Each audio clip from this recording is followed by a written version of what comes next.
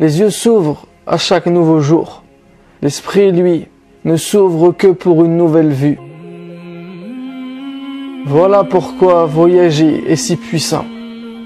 Tu peux t'acheter un poster, mais il ne vaudra jamais un paysage que tu découvres, ni même une merveille que tu redécouvres avec tous tes sens, sans intermédiaire, sans parasite. Le monde est gorgé de ce qui suscite l'admiration, de ce qui provoque de profondes réflexions. Voilà pourquoi voyager est l'un des meilleurs investissements que tu puisses faire. Il y a une immensité autour de ta petite vie, de ta petite personne. Et la meilleure façon de s'en apercevoir, c'est de l'explorer par toi-même. Ton niveau de conscience sera toujours obstrué par un bouchon si tu te limites et te contentes d'appréhender le monde à travers la télé, à travers Internet, les journaux ou les analyses des uns et des autres. Si Allah t'a doté de sens, c'est pas pour que tu comprennes à travers ceux des autres. Si tes idées ne viennent pas de toi-même, tu n'en seras jamais convaincu. Et si tu manques de conviction, tu mèneras la même vie que la majorité qui ne font que suivre sans se poser de questions. Voilà à quoi devrait servir de voyager. Cesser de voir le monde par les yeux des autres. Cesser de comprendre le monde de la façon dont les autres veulent que tu le comprennes. Voyager, c'est s'affranchir, pour grandir en dépassant les règles imposées, pour élaborer ses propres opinions, pour décider de soi-même, par soi-même, pour soi-même. En tant qu'être humain, on aspire à être libre, vivre en choisissant la manière qui nous convient, les priorités appropriées, dans les horizons adaptés. Si tu veux mener une vie qui vaut la peine d'être vécue, il est grand temps de quitter la bergerie et de voyager dès maintenant. Mais encore aujourd'hui, la plupart des gens vivent des vies par défaut.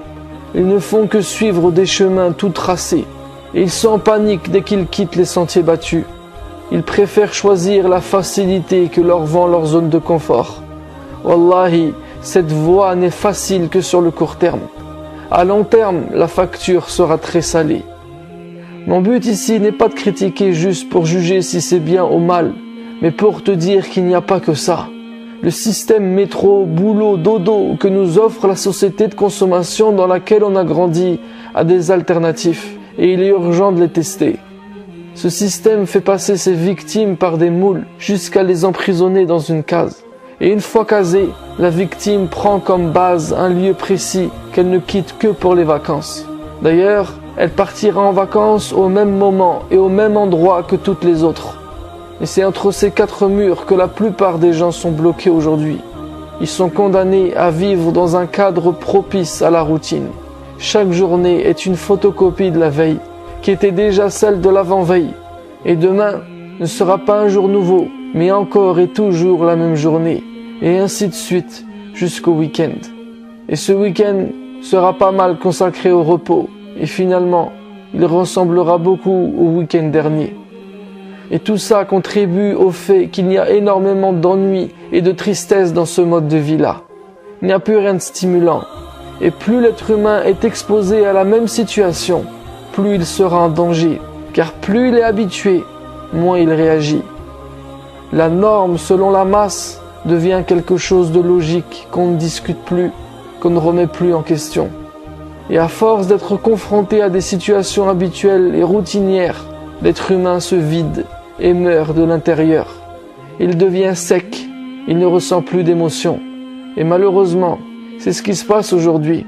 Nous avons des cœurs et des caractères durs, car on ne quitte jamais un environnement qui ne nous stimule plus. Nous habitons une prison dorée qui nous épuise autant qu'elle nous attire. Et ce paradoxe fait qu'il n'est pas facile de s'en évader.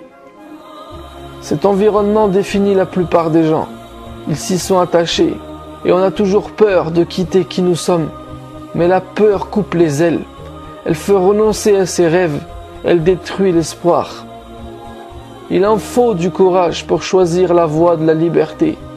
Et si ce n'était pas si compliqué que ça, tout compte fait? Et si on redéfinissait les termes? Et si finalement, le plus dur était le premier pas? L'inconnu est inconfortable, Mais c'est en ouvrant des portes fermées que tu te retrouveras à marcher dans des paysages grandioses. C'est en faisant tomber tes barrières intérieures que tu découvriras de quoi tu es vraiment capable.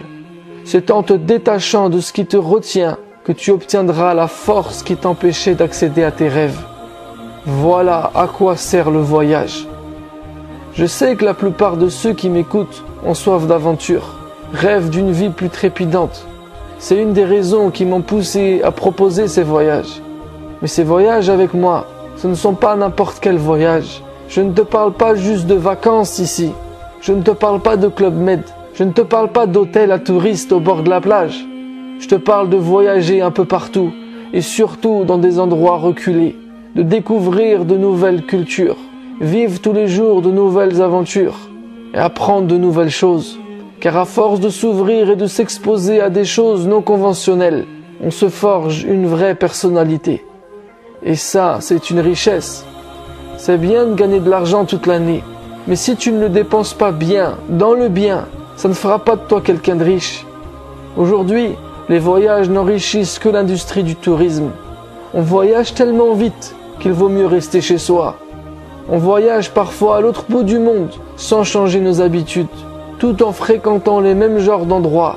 Et la seule chose qui a changé en rentrant chez soi, c'est qu'il y a un nouveau tampon sur le passeport.